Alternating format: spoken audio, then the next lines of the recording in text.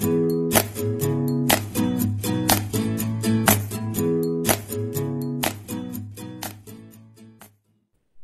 అండి, ఆహా all time రిసెప్ట్స్కి స్వాగతం.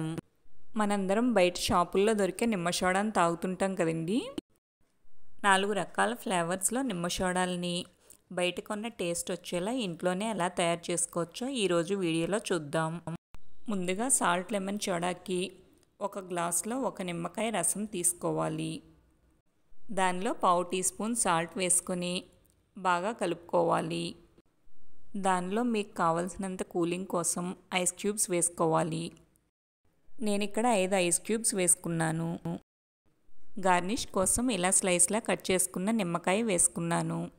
స్వీట్ లెమన్ సోడా కోసం వేరే గ్లాస్లో ఒక నిమ్మకాయ రసం వేసుకోవాలి. దానిలో 4 టీ స్పూన్ల పంచదార, చిటికెడు సాల్ట్ వేసుకోవాలి. పంచదార బదులుగా పంచదార పొడి కానీ తేనె కానీ వేసుకోవచ్చు. అన్నీ బాగా కలిసేలా కలుపుకోవాలి. పంచదార పూర్తిగా కరిగిన తర్వాత మీ కూలింగ్కి తగినట్లుగా ఐస్ క్యూబ్స్ వేసుకోవాలి. గార్నిష్ కోసం లెమన్ స్లైస్ వేసుకున్నానండి. ఇది పూర్తిగా ఆప్షన్. నేను ఇక్కడ 2 గ్లాసుల్లోకి కిన్లే సోడా వేసుకుంటున్నానండి. మీరు ఏ సోడా అయినా మిక్స్ చేసుకోవచ్చు. ఇప్పుడు సుగంధ సోడాని ఎలా ప్రిపేర్ చేసుకోవాలో చూద్దాం. ఒక గ్లాసులో 3 స్పూన్లు ముందుగా నానబెట్టి ఉంచుకున్న సబ్జా గింజలు వేసుకోవాలి. దీనిలో 3 స్పూన్ల సుగంధ వేసుకోవాలి.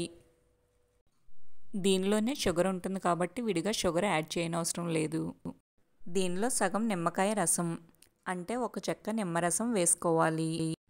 ఇవన్నీ ఒకసారి కలిసేలా కలుపుకొని దీనిలో ఐస్ క్యూబ్స్, సోడా వేసుకోవాలి. స్వీట్నెస్ ఇంకా ఎక్కువ కావాలనుకుంటే సుగంధ ఇంకొక స్పూన్ యాడ్ చేసుకోవచ్చు. ఒకసారి స్పూన్తో కలుపుకుంటే సుగంధ సోడా రెడీ అవుతుంది. ఇప్పుడు మసాలా లెమన్ సోడాని ఎలా తయారు చేయాలో చూద్దాం. ఒక గ్లాస్లో ఒక నిమ్మకాయ రసం వేసుకోవాలి.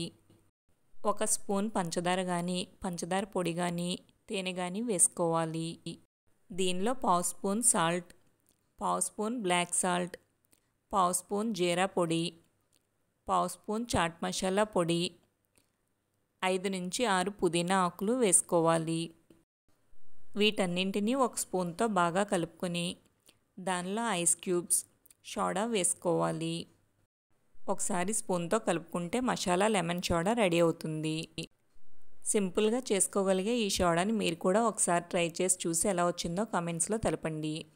మీకు ఈ వీడియో నచ్చితే లైక్ చేయండి, షేర్ చేయండి. మా ఛానల్ని ఫస్ట్ టైం చూస్తుంటే సబ్స్క్రైబ్ చేసుకోవడం మర్చిపోకండి.